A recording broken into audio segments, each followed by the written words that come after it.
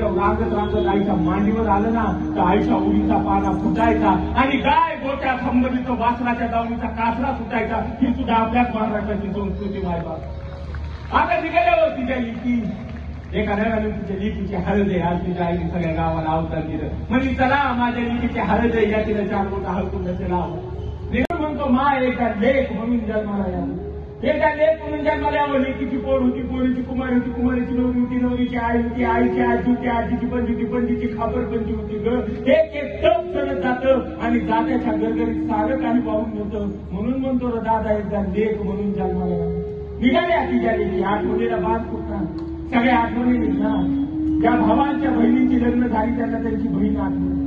ज्या बापांच्या लेकींची, ज्या आयांच्या लेकींची लग्न झाली त्यांना त्यांची लेक आठवण. आणि ज्या सासरात आहेत ना त्यांना त्यांचं माहेर आठवण. का वाज बैलाबी पाना फुटावा अशी भावी अंगाई. वाज बैलाबी पाना फुटावा अशी भावी अंगाई. आणि म्हाताऱ्या बाईचं बी बारसं होणं म्हणजे ओ जात्यावरचं जाणं.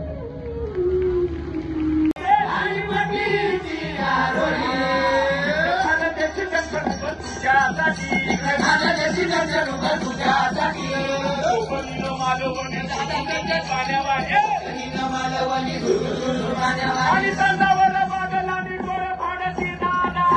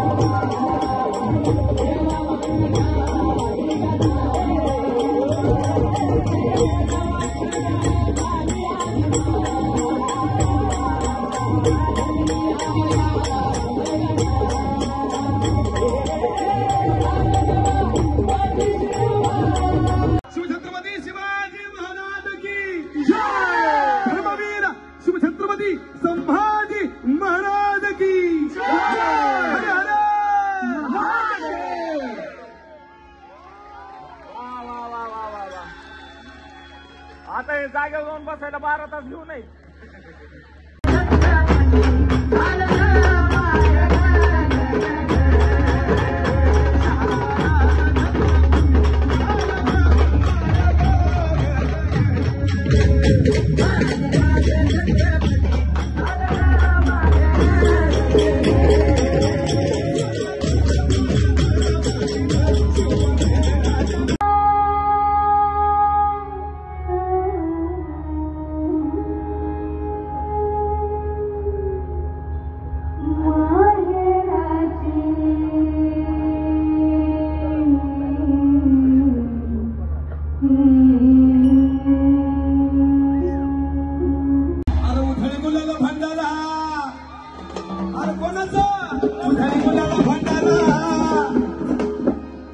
शिव माझ्या